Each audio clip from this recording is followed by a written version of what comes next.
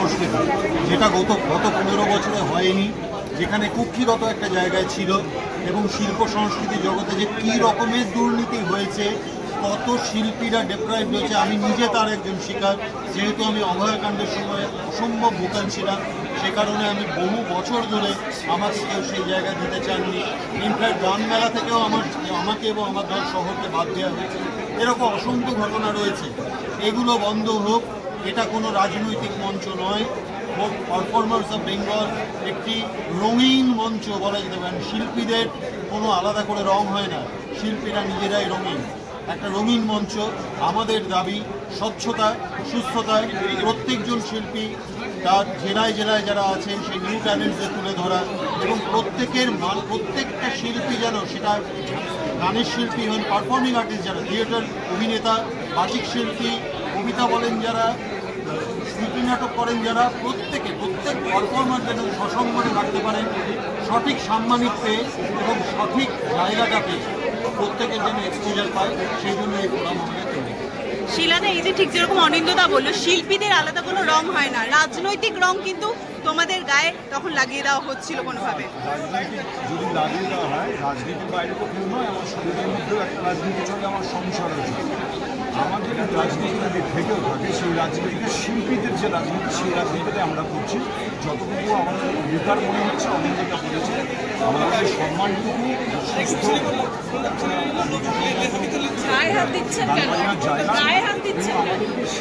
আমাদেরকে শিল্পী হিসেবে মানে অন্যান্য সমাজের যে সমস্ত পেশাদার মানুষের আছে, তাদের থেকে আমরা কোনো অংশ কম নয়, একটু বেশি মনে করি। হয়তো ছোটোখাটো অহংকার হিসেবে পার্সপেক্টিভটা কিন্তু এরকম নয় যে আমাদের শিল্পীদের পাশে একজনকে দেখলাম, যেটা হতো, আমরা অনেক রিভোল্ট করে আজকে অনেকটাই বন্ধ হয়েছে। সেটা হচ্ছে যে আমরা গান গাইছি, অযোগ্য নেতা কোনো উঠে পড়লো, হ্যাঁ গান গাইতে গেছি এবং পুলিশ এসে কোনো কথা বলার আগে খবর না দিয়ে হাত ধরে বলে নেমে গেলে আমরা হাত দেখাচ্ছে। এই অসম্মানী করাটা যেন না হয় বাংলা গানের দরবারে, এইটুকুনি আমরা চাই। এবং এটা তো স্পেসিফিক চিঠি লেখা হয়েছে, এরপরে আরও আমাদের অনেক বেনিফিট আছে, সেগুলো বের করতে হবে, আমাদের মধ্যে আলোচনা হবে, সেগুলো তখন করতে হবে। পারফরমেন্স অফ বেঙ্গলের পক্ষ থেকে এখানে দেখা হয়েছে যাতে সম্মানীয় মুখ্যমন্ত্রীর কাছে এই চিঠিটি, এই গুরুত্বপূর্ণ বার্তাটি আমাদের প্রিয় মুখ্যমন্ত্রীর কাছে আমরা পৌঁছে দিতে পারি। মানে এই ফোরাম, এই পারফরমেন্স অফ বেঙ্গল তারা আমার মাধ্যমে পৌঁছে দিচ্ছেন। সুতরাং এই যে অর্গানাইজেশন, তার সঙ্গে আমার নিজস্ব কোনো সদস্যপদ বা কোনো কিছুর কোনো যোগাযোগ নেই, আমি মাধ্যম মাত্র। এবং এখানে যারা যারা এই শিল্পীরা রয়েছে, সেটা শিলাজিৎ হোক, অনিন্দদা হোক, বা এদিকে রাঘব হোক, সিধু হোক, দেবু হোক, যারাই রয়েছেন, পটা যারাই রয়েছেন, আমার তাদের সঙ্গে বেড়ে ওঠা। তারা মনে করেছেন যে এই বিষয়টা আমার মাধ্যমে বোঝাতে সুবিধা হবে। এটা অত্যন্ত আনন্দের কথা। আমাদের মধ্যে বিভিন্ন ক্ষেত্র থেকে যে শিল্পীরা একটা দায়িত্বে এসেছেন, মানুষ দায়িত্ব দিয়েছে, আমাদের কাজই তো হচ্ছে যে সঠিক জায়গায় সঠিক জিনিসটা পৌঁছে দেয়। তো সেই কারণে আসলে এখানে যে দাবিগুলো তারা তুললেন সম্মানীয় মুখ্যমন্ত্রীর কাছে পৌঁছে দেবার জন্য, যে কি কি হওয়া উচিত ছিল কিন্তু না করে কোন কোন যন্ত্রণায় ফেলা হয়েছে সঙ্গীত শিল্পী এবং যারা মিউজিশিয়ানস। আজ আমরা এখানে যে কজনকে দেখতে পাচ্ছি, তাদের সংখ্যা আরও 3-4 গুণ হওয়ার কথা। কিন্তু যেহেতু আজকে একটি গুরুত্বপূর্ণ একটি অনুষ্ঠান রয়েছে সাংস্কৃতিক, সেই ক্ষেত্রে অনেকে চলে গেছেন বলে কেউ বার্তা পাঠিয়েছেন, যেমন শ্রীকান্ত আচার্যদা, তিনি তার বার্তা পাঠিয়েছেন, জয়তীদি তিনি বার্তা পাঠিয়েছেন, আর বাকি এখানে যারা আছেন তাদের অনেকে আবার ওই অনুষ্ঠানে চলেও যাবেন। ঠিক আছে, তার আগেই গুরুত্বপূর্ণ বিষয়টি তারা প্রতিস্থাপন করেন, আপনাদের সামনে রাখলেন, এবং আপনারা নিশ্চয়ই বুঝতে পেরেছেন এবং আপনারাও নিজেরা জানেন যে অন্ধকার থেকে সবকটি জীবিকার মানুষ, সবকটি কাজের মানুষ বেরোতে চাইছিল, তারা নতুন একটা আলো এসেছে, নতুন একটা দিক এসেছে, সেই দিকের কাছে তারা গিয়ে অত্যন্ত আশান্বিতভাবে তারা দাঁড়াতে চাইছে। এবং আমাদের সম্মানীয় মুখ্যমন্ত্রী যে স্বচ্ছতার বার্তা বারবার দিচ্ছেন এবং প্রমাণ করছেন, তো তাতে অত্যন্ত সচেতন এই সঙ্গীত শিল্প জগতের সঙ্গে যারা জড়িয়ে রয়েছে, শিল্পী এবং মিউজিশিয়ানস, তারা অত্যন্ত আশাবাদী এবং তারা মনে করছে যা আগে হয়নি বা করতে দেওয়া হয়নি, যে কাজগুলোকে দমবন্ধ করে চেপে রেখে দেওয়া হয়েছিল, পছন্দকেই যোগ্যতা বলে দাবি করে দেওয়া হতো বা পাইয়ে দেওয়া হতো, সেই বিষয়টা যে আর হবে না এটা জেনে সমগ্র শিল্পী জগৎ তারা আনন্দিত, তারা খুশিতে রয়েছেন। এবার তারা তাদের নতুন যে ভরসাটা দরকার, সেটা এই ভয় আউট ভরসা ইনের যে বাতাবরণ চলছে সেখানে তারা জানাতে চাইছেন। অত্যন্ত গুরুত্বপূর্ণ কথা এবং সাজেশন উঠে এসেছে। এই পারফরমেন্স অফ বেঙ্গল আমাদের সঙ্গীত জগতের সঙ্গে শহরে গ্রামে বিভিন্ন ধরনের যে সঙ্গীতের যে বিভাগ রয়েছে, অনেকগুলো দিক রয়েছে, ক্লাসিক্যালের দিকও রয়েছে। একটু আগেই আসবার সময় আমাদের শ্রদ্ধেয় পণ্ডিত অজয় চক্রবর্তী বাবুর সঙ্গে আমার একটি বিষয় কথা হচ্ছিল। তারা জানাবেন আমরা বার্তা পাবো, আমি সেই বার্তা সম্মানীয় মুখ্যমন্ত্রীর কাছে পৌঁছে দেব এবং আমরা নিজেরা সবাই জানি যেহেতু এটা একদমই মানুষের সরকার, মানুষের চাওয়াতেই সরকার এসেছে। এই মানুষ যা চাইছেন তা যতটুকু আইন মেনে কাউকে অসুবিধার মধ্যে না ফেলে করা সম্ভব, আমাদের প্রিয় মুখ্যমন্ত্রী সেটা অবশ্যই করবেন। দেখুন, তারা কাজ তো করবেন যারা যোগ্য, যারা কখনো অন্যায়ের সঙ্গে নিজেকে গভীরভাবে সম্পৃক্ত করেননি বা অন্যায় দেখে উল্লাস করেননি। একটা সিস্টেম তো করা হয়েছিল যে আপনারা প্রত্যেকেই জানেন যে এমন একটা রাজ্য সরকারি সিস্টেম তৈরি করা হয়েছিল যেখান থেকে যারা যোগ্য তারা চাকরি পায়নি, তাদেরকে বিকাশ ভবনের সামনে রক্তাক্ত হতে হয়েছে। এই দিন তো কেউই চায়। রক্তক্ষরণ শুধু রাস্তার উপর হয়নি, এই দৃশ্য দেখে যে সমাজ শিল্পী এবং শিক্ষক এই দুজনকে সব থেকে বেশি আদর করতে চায়, সম্মান করতে চায়, তাদের রক্তক্ষরণ হয়েছিল এই দৃশ্য দেখে বুকের ভেতরে।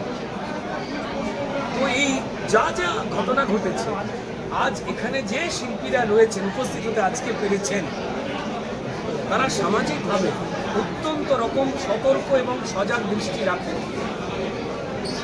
এবং তাদের বিশ্বাস যে এই নতুন সরকার তারা নিরপেক্ষতা নিয়ে মানুষকে কাজ করবার পরিবেশ তৈরি করে দেবেন। হ্যাঁ, অবশ্যই অন্যায়ের সঙ্গে কোনো আপোষ করা মানুষ নয়। যদি কেউ ভুল করে ফেলে থাকে, এরা তো বিচার করবেন তাদের কীভাবে ক্ষমা করা যায়, সংশোধন করা যায়। তারা যদি সংশোধিত হতে থাকে, বাকি যে সঙ্গীত শিল্পীরা রয়েছেন, যে মিউজিশিয়ানসরা রয়েছেন, তারা করবেন। কারণ এমন একটা সিস্টেম তৈরি করা হয়েছিল, বেশ কিছু মানুষকে বাধ্য করা হতো। সেটা আপনারা আমাদের টলিপাড়ায়, টলিগঞ্জে দেখেছেন যে শিল্পী বা টেকনিশিয়ানস তাদেরকে হাসি হাসি মুখে দাঁড়িয়ে কিছু কিম্বুতকি মাকার লোকজনের সঙ্গে ছবি তুলতে হতো, পাশে দাঁড়িয়ে হাসতে হতো, নাহলে তাদের কোট আনকোট পেটের হাত চলে যায়। আর এই সঙ্গীত জগতে হয়েছিল কার্ড দিতে হবে, তাদের রোজগারের অর্থের একটা কার্ড দিতে হবে, নাহলে তারা কাজ পাবে না। তিনি মিউজিশিয়ানস হোক, তিনি গায়ক গায়িকা যাই হন না কেন, তিনি লোকশিল্পী হন, প্রান্তিক, বা তিনি ক্লাসিক্যাল সিঙ্গার হোক, বা তিনি আমাদের আধুনিক গান, আমার পাশে যে প্রিয় মানুষেরা বসে রয়েছেন, মানুষের তারা হোক না কেন, তাদের কাছে ঘুরিয়ে ফিরে এই যে যন্ত্রণার কথাটা শুনতে হয়েছে, তারা এই নতুন সরকারের কাছে সেই আশ্বাসের দিকটা দেখেছেন যে আমরা এখান থেকে বেরোব। তাই আমাদের প্রিয় মুখ্যমন্ত্রীর কাছে তারা আবেদন জানাচ্ছে। আমি প্রতিনিধি মাত্র, তারা আমাকে স্নেহ করেন, কেউ ভালোবাসেন। যেহেতু আমি গান লিখতাম, মাঝে মাঝে গাইবার চেষ্টাও করতাম, আমাদের একটা ছোটো গ্রুপ ছিল, ফলত এখানে প্রত্যেকেই রয়েছে। এখানে অত্যন্ত গুণী শিল্পী ফটাবাবু বসে রয়েছে, ঠিক আছে, তিনি আমি একসঙ্গে আমরা গানও করেছিলাম। এটা আমার জীবনে একটা বিরাট পাওয়া। হ্যাঁ হ্যাঁ, তো যাই হোক, আমার পাশে যেমন রাঘব বসে, আমি রাঘব তিনি আগে মিউজিশিয়ান ছিলেন। রাঘবের সঙ্গে যেমন আমার পরিচয় অদ্ভুত রকমভাবে হয়। আমি দেখতাম যে একটা তখন সিটিসি বাস ছিল, সরকারি বাস। সেখানে দেখতাম যে ভিড় বাসের মধ্যে মাথায় টুপি পরে একজন কাঁধে একটা গিটার নিয়ে অদ্ভুত টান করতে করতে যাচ্ছে। বিভিন্ন লোকজন ঠেলা দিচ্ছে, তিনি কিন্তু তন্ময় হয়ে রয়েছেন ওইটাকে নিয়ে। তো আমার সেদিন মনে হয়েছিল যে ইনি কে। তারপর জানলাম যে ইনি লর্ডসের মোড়ে নামলেন, আমিও নামলাম, দেখলাম আমি যে বাড়িতে যাচ্ছি সেই বাড়িতেই তিনি ঢুকলেন। তারপর থেকে আস্তে আস্তে বন্ধুত্ব। আমরা যারা একসঙ্গে অন্য রকমের কাজ করতে চাইতাম, এখানে যারাই বসে রয়েছেন তারা একটা বদল এনেছে মানুষের জন্য। ফলত আমরাও বিভিন্ন ধারায় সেই বদলের সঙ্গে জড়িয়ে।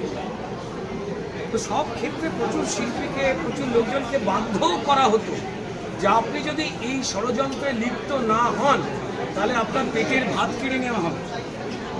তাদের প্রতি এনারা ন্যূনতম অর্থে গাইয়েছে, অনেক ভালো শিল্পীদের ন্যূনতম অর্থে, মানে সে অর্থটা আমরা করে একটা ভালো আর্টিস্টকে দেওয়া যায়, যেখানে খুবই কম অর্থে সমস্ত শিল্পীদের পেমেন্ট যেটা আমরা পেতাম বা সব শিল্পীরা পেতেন, সেটা কোনো একজন শিল্পীকে দেওয়া যায় না। আরেকটা জিনিস বলি যে দেখুন, আমাদের এই ফোরামটা শিল্পী হিসেবে কোনো ব্যক্তিগত জিঘাংসা চরিতার্থ করার জায়গা নয়। একদমই না, একদমই না। কারণ যারা, যেটা রুদ্রনীল বলছিলেন যে শিল্পীদের মনটা একটু অন্যরকম হয়, শিল্পীদের মধ্যে একটা ইচ্ছে টানা থাকে, সে হয়তো কখনো খাঁচায় বন্দি থাকে কিন্তু মাঝে মাঝে সে ওড়ে। সেই জায়গা থেকে আমাদের যারা সতীর্থরা, যারা কেউ বাধ্য হয়েও সেখানে যেতে বাধ্য হয়েছেন, পেটের দায় তোরে বাবা, সবার তো স্পাইন একসময় একরকম থাকতে নাই পারে, কিন্তু তা বলে তাদের আমরা দলে নেব না। তাহলে চন্দ্রবিন্দুর সেই গানটা মনে পড়ে, বন্ধু তোমায় এ গান শোনাবো বিকেলবেলা, যদি আরও একবার বলে নাও থাকে। তা আমরা আমাদের সাথে সবাই ওয়েলকাম। আমরা যা ভুল হয়েছে হয়েছে, যা হয়েছে হয়েছে, কিন্তু জিঘাংসা তো চরিতার্থ করবো, তুই তখন ছিলি, তুই আমাকে দৃষ্টি মানে আমিও তোকে দেবো না, এই অসভ্যতাটার জন্য আমরা এখানে বসে নেই। আমরা আশা করি এখানে সেই অসভ্য আত্মা কেউ নেই। আমরা অসভ্য মানুষ হতে পারি, অসভ্য আত্মা নেই। আমি কোনো ব্যক্তিগত কথা বলছি না, আমি একটা কথা বলতে চাই যে একটা নতুন উন্মেষ হোক, একটা নতুন উন্মেষ হোক, আবার নতুন করে একটা ভালো ফ্রেশ এয়ার, একটা নতুন সুস্থ সংস্কৃতি নিয়ে আমরা গান বাজনাটাকে নিয়ে এগোতে পারি। এটা কী হয়েছে, কী হয়ে গেছে, এখন আর এটা নিয়ে আলোচনা না করে নতুন কি হতে পারে সেই ব্যাপারে আমরা মাননীয় মুখ্যমন্ত্রীর কাছে প্রার্থনা করবো এবং আমাদের বন্ধুস্থানে ও একজন অত্যন্ত ভূমিকা মানুষ, সেটা বলবো যে সেটা নিয়ে ও কীভাবে সেটাকে কনভে করবে, এটাই আমাদের উদ্দেশ্য। বেশ, কিন্তু রুদ্রদা গান গাইতে না দেওয়া,